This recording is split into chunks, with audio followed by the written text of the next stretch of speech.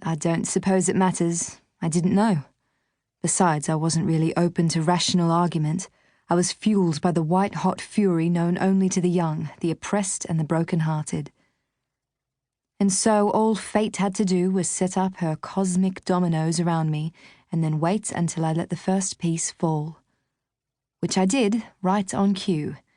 The moment I pressed enter and let my will to destroy him escape into the ether, that first domino toppled irrevocably, and one thing led to another.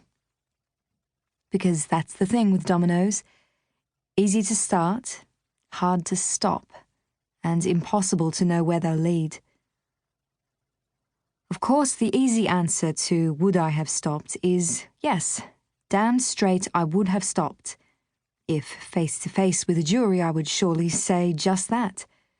But if I am truthful, really truthful, the hand on my heart answer is no, probably not. It was too late for that.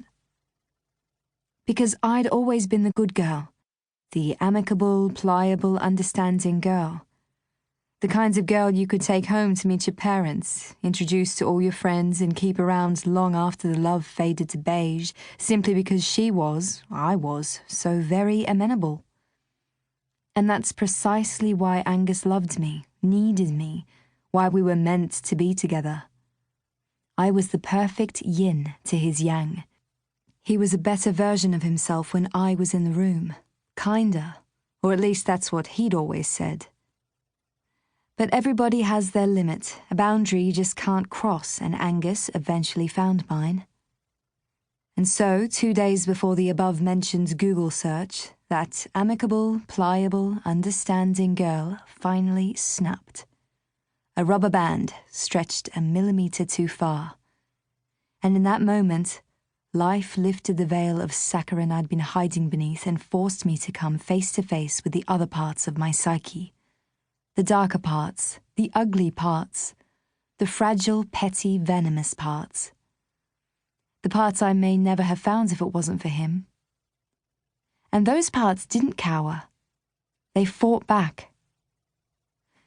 It's not that I wanted to be a bad person. Nobody wants to do bad things.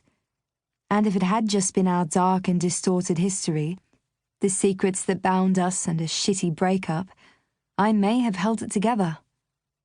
I'd like to think I would have just moved on. But it wasn't. There was something else, something more. And I learned about it via a Facebook message.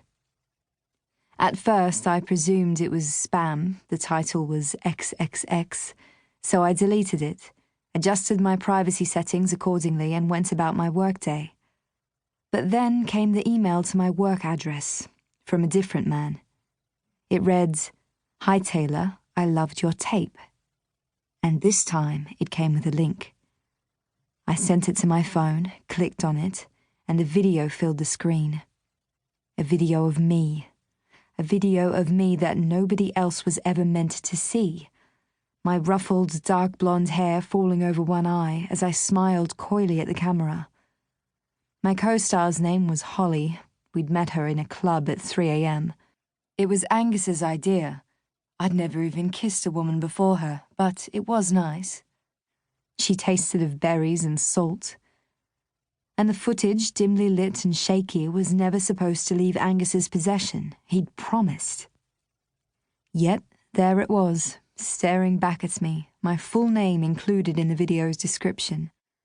This must have been how the two men found me. Google is good like that. My cheeks turned hot. My heart thrashed against my chest walls, and as my mind registered the horror of what I was seeing, and I pressed the cross in the corner of the screen, removing it from my phone before any incriminating sound played, something broke inside me. Something vital. It was almost audible. Snap. Maybe it was trust. Perhaps it was virtue. Or maybe it was my sanity. But after 29 years of embracing the virtues of kindness, tolerance, and forgiveness, of living by 2 wrongs don't make a right, I'd finally had enough.